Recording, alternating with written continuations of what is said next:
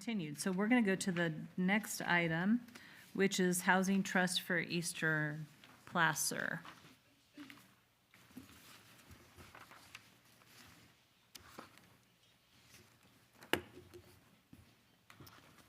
Look at this, you get to start early, which hopefully you anticipated that, but if you looked at the agenda. All right, so good morning. Good morning. Good morning, Chair, members of the board. Nikki Strigan with your Economic Development and Housing Division. Before staff begins, I just wanted to briefly set some context for this item. As you all know, Eastern Placer continues to face distinct housing challenges, and both our housing element and the housing action plan that the board adopted in June call out private housing trusts as a model to be used to build local capacity for acquisition, preservation, and the development of housing. And in Western Placer County, as you know, we have Housing Trust Placer, who has been taking on this role, but in Eastern Placer County, we continue to see a gap in capacity to support these efforts. So today, you'll hear about Housing Tahoe, which would serve as a sister organization to the Tahoe Housing Hub, and we'll hear more from the Hub's executive director about how that organization will work in concert and leverage private dollars and donations to pursue preservation and acquisition opportunities. Today, we're not asking for funding, just direction to return with a proposed fund management agreement so that the board can evaluate a phased approach to look at this type of model and ensure accountability and reach certain milestones. So with that, I'll turn the presentation over to Tim Cusson, our housing specialist in Tahoe. And subsequently, Aaron will be making a presentation after Tim. Thank you. Great. Thank you, Nikki. Good morning, Tim.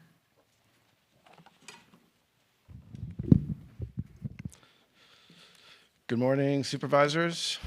Chair Gore, Tim Cusson, Tahoe Housing Specialist. Thanks for joining us in Tahoe today and braving the elements over the summit. So as Nikki mentioned, our current housing element encourages support for private housing trust models. And prior to the element being adopted back in 2019, the board affirmed support for private housing trusts while also acknowledging that a separate private housing trust might be needed to address the unique housing challenges here in the Eastern County. With board support for housing trusts, a group led by the North State Building Industry Association created Housing Trust Placer, also known as HTP, to advance affordable housing in efforts in Placer County. Once they had achieved formal nonprofit status with the IRS, the board approved in 2021 a two-phase funding agreement with HTP. The first phase was for an initial $75,000 in startup operational funds. And the second phase was for $500,000 in programmatic dollars that immediately served as match funds for HTP to secure an additional $500,000 grant from the state dedicated to private housing trusts. Since then, HTP has been working to advance affordable housing on numerous sites in Placer County. They are nearing completion of Sabre City, which is 44 units. They hope to have some occupancy ready for late this year with full project completion, hopefully early in 2026. Moving forward, HTP plans to leverage their existing relationships and expertise to help advance affordable housing in Western County, but does not have plans to expand over here to the east. So with HTP focused in the west, there's an opportunity here in the east. Back in 2021, the board approved membership with the Truckee-Tahoe Workforce Housing Agency, which is a joint powers authority whose initial goals were for increasing availability and affordability of housing for its member agencies, but has since expanded the focus to be workforce in general. They've been doing some excellent work. They're currently advancing or doing a feasibility analysis for housing development on school district owned property in the town of Truckee. They also have a great selection of programming They have a master lease program, a home rental matching program where they are connecting homeowners wishing to lease with qualified tenants, offering them some property management services. They are doing administration of local down payment assistance programs, but they've also kind of picked up the torch from the Mountain Housing Council to be that centralized resource for all of the regional housing programs. So anybody, any homeowner, tenant, renter, prospective home buyer, developer can come to them and learn about all the resources, not just in Eastern County, but Town of Truckee, Nevada County as well. In 2025, as Nikki mentioned, the board also approved the 2025-2029 Housing Action Plan, which served as a programmatic roadmap for collaborating with internal and external partners to increase the housing supply here across the county. Goal 1 was specified to increase the amount of achievable housing by partnering with housing trusts, developers, landowners to identify and secure property that could be deed restricted for achievable housing.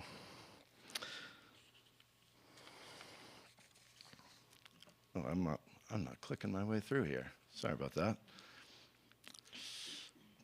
So for housing context, as Marie mentioned, I think we're pretty familiar with the housing need up here.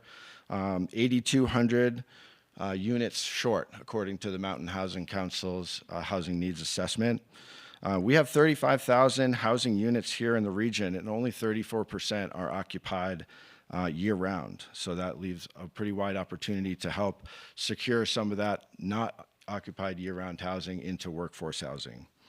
Also, of that 35,000, almost 83% are single-family homes. And with the median sale price at north of 1.3 million, often unachievable for a lot of the workforce, it makes that 17% all that more coveted that we need to protect that. That 17% is housing units within duplexes, triplexes, multifamily, mobile homes, accessory dwelling units. So those kind of rental units that are more often appropriate and both pricing and size-wise for the workforce. We've got 4,200 resident workforce households that live and work in the area but do not have adequate housing. They're either paying more than 30% of their income for it, they're either overcrowded, or they live in a place that does not have adequate kitchen or bathroom facilities. There's also 2,500 people that work in the area but live outside of it. So that's 2,500 people that are commuting relatively long distances, adding to the traffic and congestions on our roadways. With such a big shortage, there's no way, it's unlikely that we'll be able to build our way out of it. Cost and regulations, the availability of land and development rights are limiting factors for being able to just create new housing. So we need to be creative and protect the units that we have. There's also kind of an ongoing choice when someone is looking to build that, do we build for workforce or do we build what is generally more profitable towards market rate or luxury houses? That also exists when some of that coveted 17% of workforce appropriate units come up for sale. We will sometimes see that in the listing, they will advertise what else you could do with that property, how you could convert the existing units to luxury, how you could wipe out the workforce units that are there and build something that's not appropriate for workforce.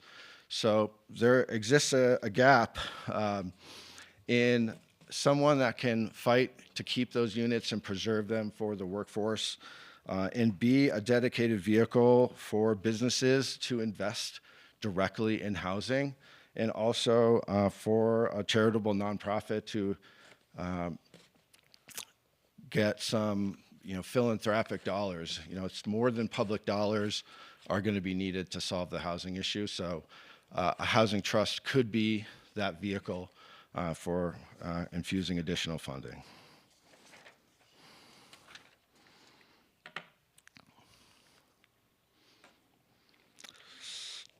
So as we transition to the next portion of the item, we want to provide a brief context on the nonprofit joining us today.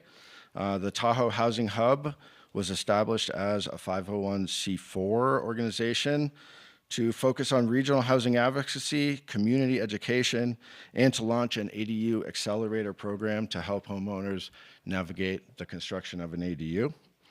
The Tahoe Housing Hub is connected to the proposed Housing Trust, Housing Tahoe, or Housing Trust Tahoe, as they will be known, which would operate as an affiliated 501c3 organization to the hub. Their presentation will cover the connection between the existing nonprofit and the future one. And to provide an overview of their mission, structure, and upcoming work, I'd like to introduce Erin Casey, CEO of the Tahoe Housing Hub. She has prepared the following slides to walk the board through their approach and how they anticipate supporting housing in the region. Thank you. Thanks, Tim. Good morning, Erin.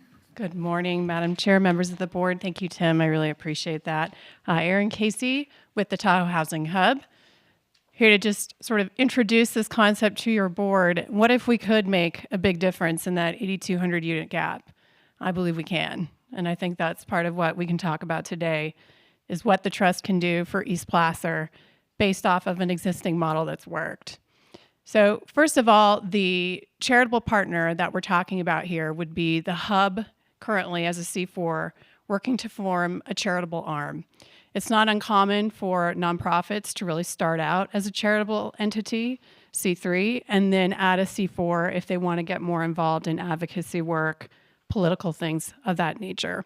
The hub was formed as a C4 to start, really so that we could engage with the community, sort of create information about housing, bring people to the table, balance the dialogue. But now, over time, we've realized there's a bigger need on top of that, a need to do a lot of what Tim just described, to really address the unique needs in Tahoe, which is why we are working towards establishing the charitable arm. And once it's started, it will implement projects. We can accept donations. That can be in the form of land, that can be in the form of a home, that can be in the form of a tiny home, actually, which is on the table for us.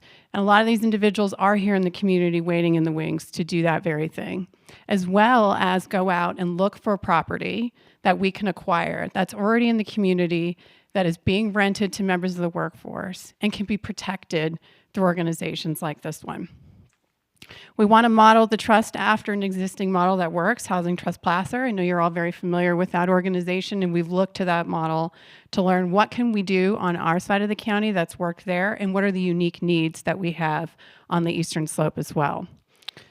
As we move forward, we'll be operating under a fiscal sponsorship. It can take quite a bit of time to get that charitable status designation back from the IRS. So we can operate charitably. We will have a fiscal sponsor so that we can move forward and do this work. We will have a shared services agreement as well between the trust and the Tahoe Housing Hub. So the C3 and the C4 will work in partnership, but will be very distinct entities. We'll have distinct accounting, all the rest, to make sure we are compliant with laws around this. Oops. Okay. Oops, I'm sorry. I feel like what did I do? I got excited, jumped ahead. Okay. So our immediate focus, as I've already mentioned, I won't go into too much detail, but we have a huge opportunity in this community to protect some of the existing units. Those are typically referred to as NOAA properties, or naturally occurring affordable housing. We have a lot of that here in the community. And I've seen a lot of examples that Tim mentioned where we have 6 or 7 units on an existing parcel. It's been rentals for many members of the workforce, in some cases for over decades. And the way it's marketed is to double or triple the rent, or to completely change the property. So not only are we focused in this community on building new and the challenges associated with that, but we are losing some of that inventory. And we want to be able to step in, deed restrict those units, and protect them for the community in perpetuity. We also want to be able to unlock donations, as I mentioned, as well as partnerships with the private sector. So we want to be able to leverage additional dollars, so we're not just relying on state funds, federal funds, and local funds, but to diversify those funding streams so we can leverage those private dollars against public dollars, against philanthropic dollars so that we can get some real work done on the eastern side of the county.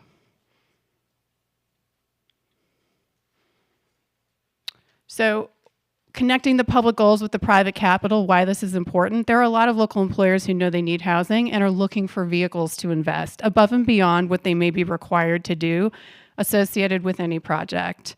We've had several meetings with large companies in this community who are saying to us, hey, we want to do more. And we have the resources to do it. Tell us how to get involved. And we want to provide a pathway to leveraging those dollars that'll bring more to the community and allow us to do more. Businesses can also co-fund acquisition and preservation projects, and philanthropic and private dollars can complement a county investment as well. And that's another thing we're looking to do.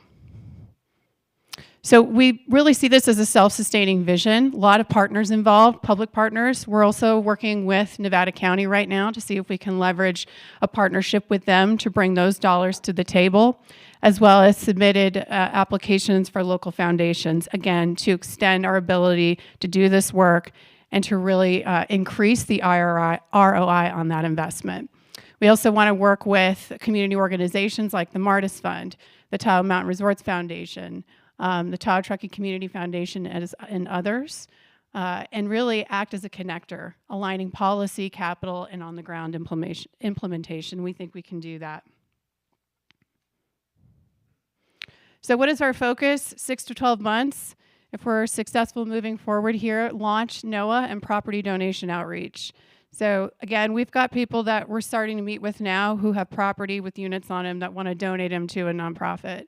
And they're saying, when you're ready with that fiscal sponsorship, we'll make this happen. And we think there are more people like that out there. And we want to pursue this to see what we can do with that, as well as looking at properties that are on the market that might make sense based on our criteria for acquisition and preservation, as well as continuing to engage employers and private investors who are ready to partner with us so that we can leverage these dollars and bring in more money to get work done. Looking ahead, we want to establish the trust as a go-to vehicle in our community for employer housing and investment in the North Lake Tahoe area. As I mentioned, focus on preserving and deed restricting homes. Many of these things can also help the county achieve some of its housing element goals, which I know is an important policy. And then really position the trust as a regional leader in advancing innovative, community-driven strategies. And so that's really kind of it in a nutshell. Our vision is to be a financially sound, collaborative trust that we ensure Tahoe's workforce and families can live where they work, because we believe that that's important for many people, and they should have that opportunity. NOAA preservation and lasting community investment. So that's the vision for the trust. And with that, I will hand it back over to Tim. Thank you. Thank you, Erin. Thank you, Erin. Just will conclude by reading the actions into the record. 1, to receive a presentation to consider support for a private housing trust for Eastern Placer County to accelerate the acquisition, preservation, rehabilitation, and construction of community-serving housing. 2, to direct staff to proceed with the development of an initial funds management agreement for consideration by the board, establishing the terms and conditions of release of county funds for the organizational development and early program activities of Housing Tahoe, a California nonprofit public benefit corporation. And 3, determine the proposed actions are each not a project pursuant to CEQA guidelines section 15378, and alternatively are each exempt from environmental review pursuant to CEQA guidelines section 15061B3. So with that, Thank happy you. to answer any questions. Appreciate that very much. All right, questions from my colleagues? Supervisor Gustafson? Sure. Thanks, Tim. Thanks, Erin, for the presentation. When the Mountain Housing Council was first formed, this was always the concept, right? That we would get to some sort of community trust, housing trust, land trust. And that goes back to 2015, I'm going to say.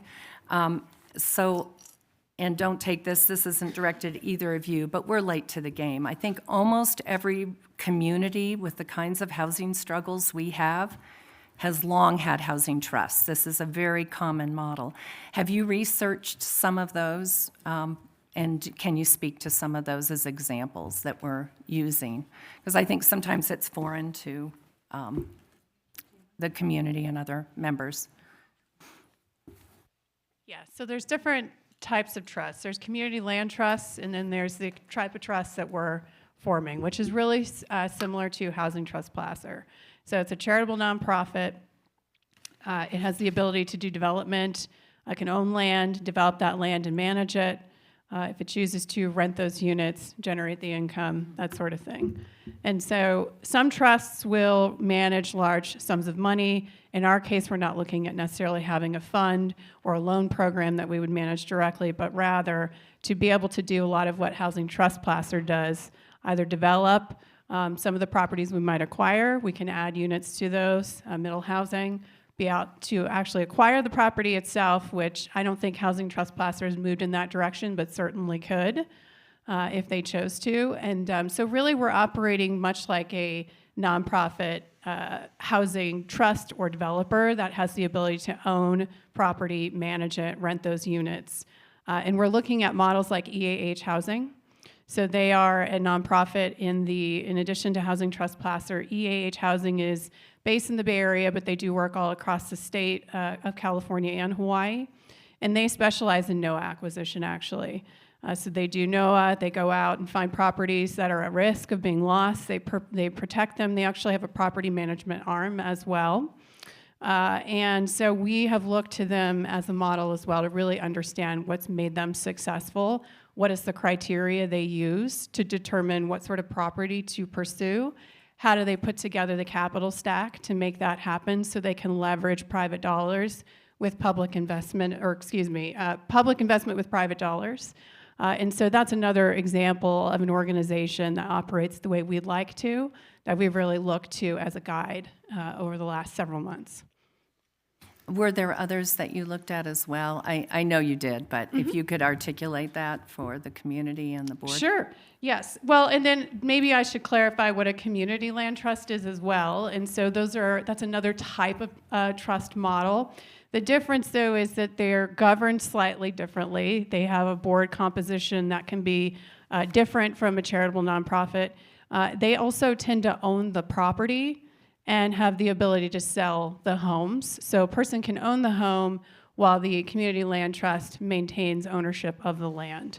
And so we looked at models like that, including St. Joseph's in South Lake Tahoe as well, to kind of understand what's been working for them, and would that sort of model work well for us on the North Shore.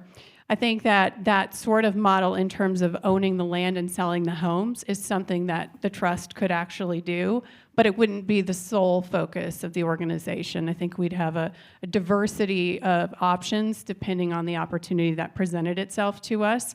I think that's important to the Hub board, who will become the trust board as well, is being nimble, being entrepreneurial in how we think. A lot of our board members run successful businesses or are in finance or have been in housing work themselves and have been able to provide us with guidance in terms of the best approach forward. So I think for us, a diversity of approaches, depending on the opportunity in front of us, is what we're looking at. And we've looked to community land trusts, as I mentioned, and then housing trusts and EAH housing to really understand the model that makes the most sense for our community.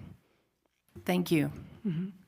Thank you, Supervisor Gustafson. Any other questions from my colleagues? Supervisor Jones? Yes, good morning. Thank you for the presentation. So you said that you're working towards establishing the charitable form. So your 501c3 is not yet. That's correct. The application has been submitted. We have a legal team who's put it together. That's why we have the fiscal sponsorship, so that we can operate as a charitable organization while we wait for that determination to come back from the IRS. Okay. When Yeah. do you, ballpark, when do you expect it might come? What's that? The fiscal? The IRS. Oh, excuse me. Well, we're hearing about a year right now with a lot of things that have been going on. That's what our attorney is a law firm out of the Bay Area, and they specialize in nonprofit formation. So they're hearing, they're experiencing about a 12-month turnaround right now. Okay. So the fiscal sponsorship will be in place for 12 months to 18 months so that we can have that cover while we wait. Yeah, okay. And then I'm also wondering, you've talked about other partners and everything. So are you getting like pledges or commitments from these people to support you when you have your charitable part and you can start They've accepting? expressed an interest in having a conversation about that, yes. I wouldn't say that somebody's got a check they've written Yeah, waiting for me to go cash it after this meeting. But I would say a lot of those conversations are real conversations, material conversations, not just casual. But I think that once the trust is operational, there are going to be a lot of those opportunities that are going to go from concept to reality. Okay, all right. Thank you very much. Yes, you're welcome. All right, seeing no other questions at this time, we will open the item up to public comment. So if anyone would like to comment on this item, you are welcome to come forward. Hi, Ann Nichols, North Tahoe Preservation Alliance. And I would love to know what the financial realism is on this. How much are they looking for Placer County to give them? And, what kind of analysis have they done for that? Well, one thing really missing in this discussion too is STRs. We have 3,900 we could have, and we have 3,600 now. And pretty much everything I've seen says that if you reduce them, you would get a 10% housing for workers. So for every 300 units you reduce that by, you would get 30 units that would be turned over to workers. So, I don't see, I know it's conflict for you guys because that's where you get your money, too. So it's kind of like you're dealing with something that you need to restrict, that you're conflicted because you like the money, too. And so that for TOT and that kind of thing. So it's confusing. But this seems to me like it's another quasi-governmental entity, just like we're talking about with the North Tahoe Community Alliance. I'm sure they have lovely intentions, and Erin's going to really try to do the best she can, but who is doing this, and what is the money? What are we talking about in this agreement? I hope it's written better than the management agreement that I was discussing earlier with the marketing for North Tahoe Community Alliance. So I think I'd really investigate this more. What are you? I didn't hear any numbers about money, and I appreciate your time. Thank you. Thank you. Next. Good morning. My name is Samir Tuma. I'm the board chair for the Housing Trust. Nice to see you all here this morning. First, I'd like to thank your staff, Stephanie, Gloria, Tim, and Nikki, who have all worked with us in detail in developing the concepts, developing the parameters, and also thanks to Supervisor Gustafson for cheering us on and giving us some ideas and lining us up with the existing trust. So really appreciate the partnership as we've gotten started. I like to think about what would our community look like if we had done this 20 years ago, to Supervisor Gustafson's point of view. And I do think about, in particular, we were introduced to a gentleman out of Vail a number of years ago, and they have done an extraordinary job of methodically, over time, taking homes, deed restricting them, building homes, deed restricting them, and creating a lot more for the workforce.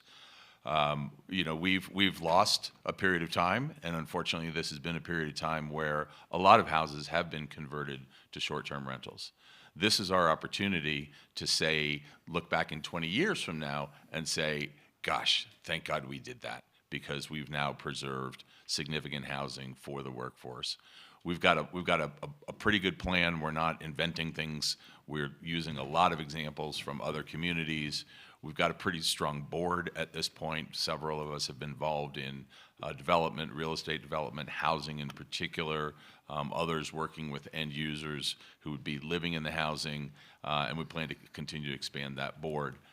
Erin's done a great job of laying the groundwork with other capital partners that we do think are going to come through. I'd be very surprised if we didn't have some donations before the end of this year, assuming we can get all this done by then. And there does seem to be a very significant interest in the philanthropic community for supporting something like this, and certainly a strong interest from the employers who I think we can work with and leverage private dollars as part of this charitable organization to build and create and preserve housing for the community. So thank you for your time today. I know you're going to go away and consider this. We're available for conversations, to talk about it at any time, and I look forward to getting this launched and starting a new year with a new charitable housing trust in place. Thank you. Thank you, Samir. Anyone else wish to comment on this item?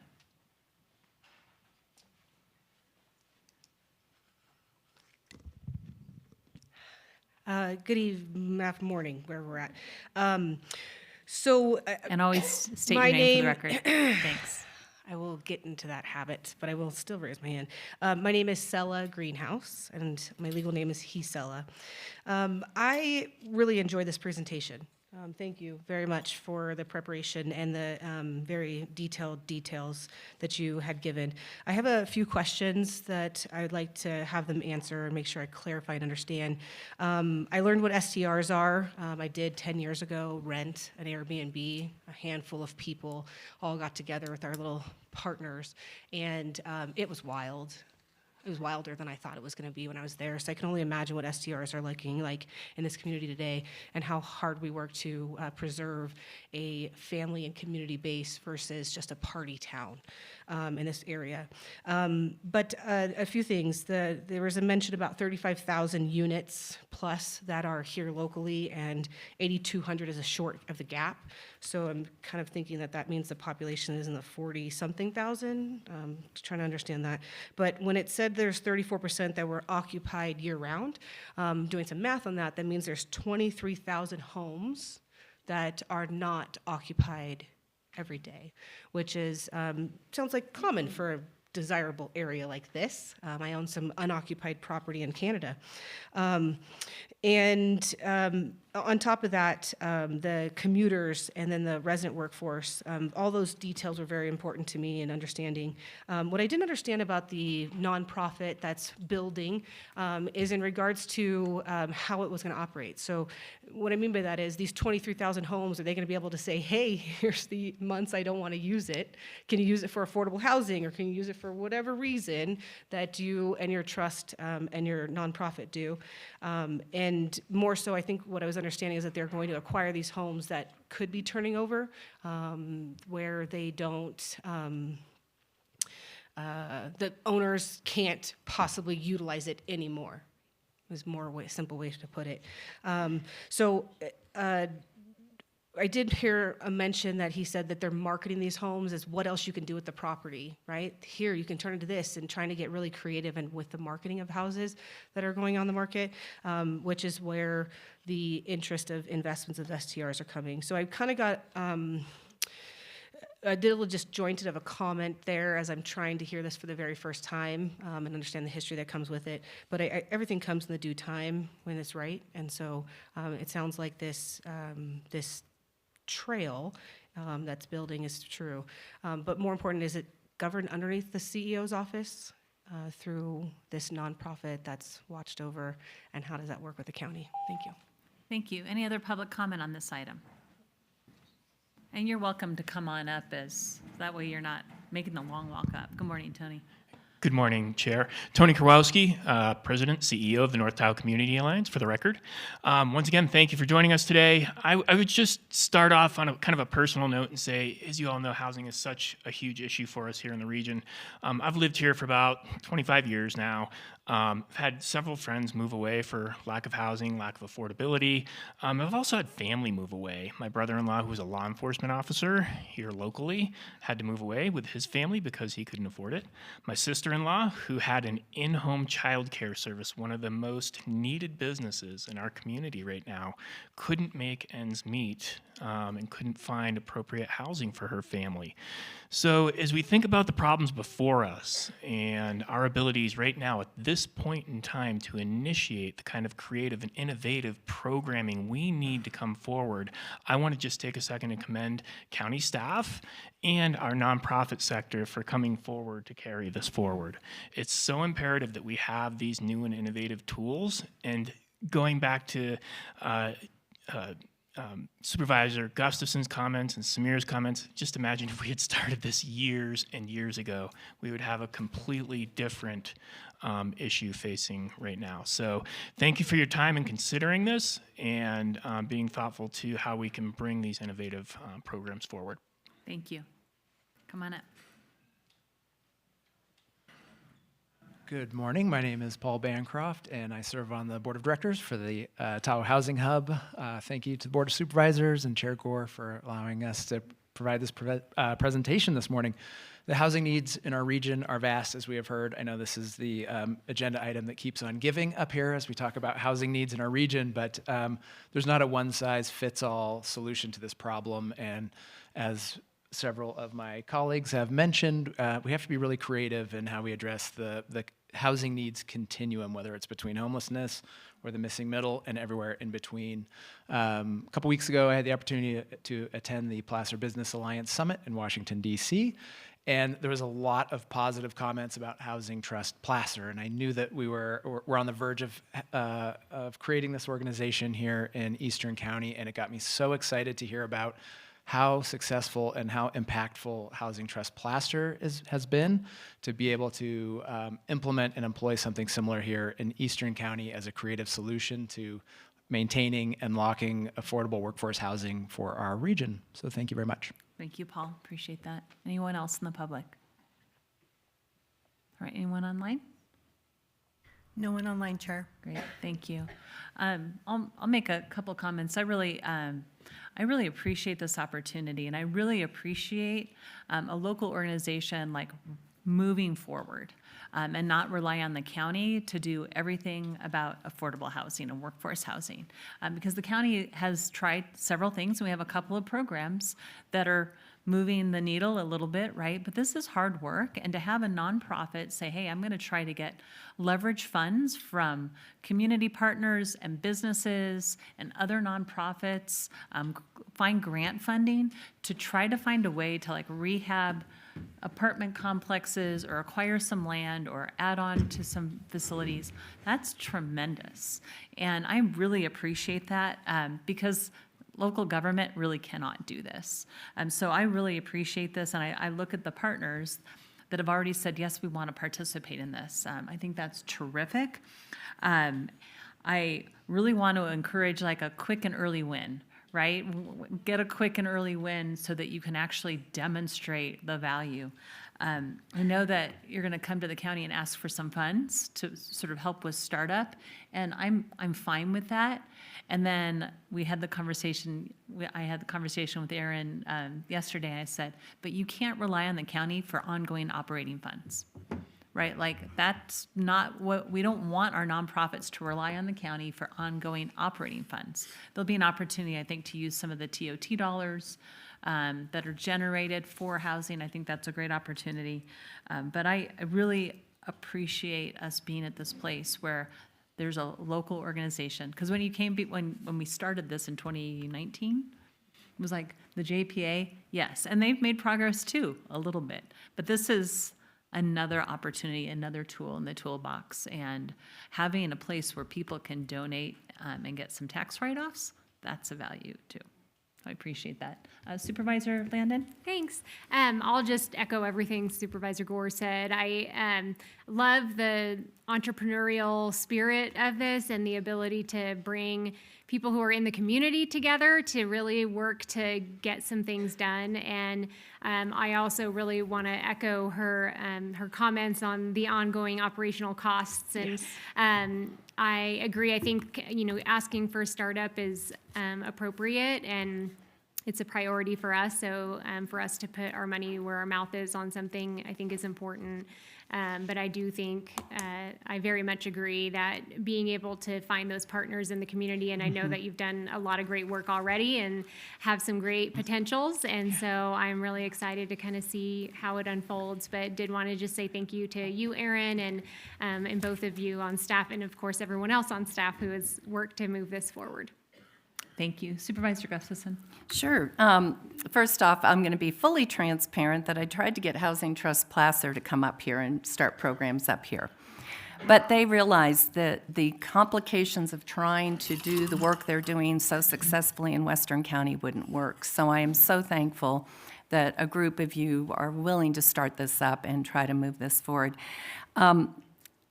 Way back, many years ago, I took a class in college, Economics 101. I don't know how many did, but supply and demand is what drives price. And because of the caps and the basins, very simple, our real estate values have gone up and up and up far beyond the cost, and we all know that. Also, you learn a lot about where tax rates used to be and where they are today, and why so much money is concentrated at the very, very, very top. And we see it here, maybe in our faces more than other communities in the county. When you drive around and look at the lakefront homes that are now buying up 2 and 3, tearing them all down and rebuilding. So there's a lot of philanthropy potential out there that will give to nonprofits. That's why so many of us are also trying to work with nonprofits, because the money's not in government. It really is in these philanthropic trusts of individuals that have homes here at the lake, and that we need to be able to tap into if we're really going to solve the problem. I just really am so encouraged by these efforts to move. I think a trust and a nonprofit can be much more nimble in making an offer and trying to tie up a piece of property long before the county can publicize it, put it on an agenda, and by the time we take action, others have seen the opportunity and have bought it. So being able to tie up those properties, make those offers. I've seen just even on Lake Forest Road, where I commute every day, some of the small cabins that have been kind of abandoned for a long time have recently just been snapped up. And I go, this is perfect housing area. Put it in my backyard. Put it in that kind of mixed-use industrial area. But you weren't there to buy them, Erin. Right. So I will call you next time I see a for Great, sale thank you. sign. We'll be there. And so you can snap it up, because I do think that's something the county can't do effectively, and why every other community I've looked at, every other resort community has a housing trust or a land trust or somebody who is doing this work. Yep.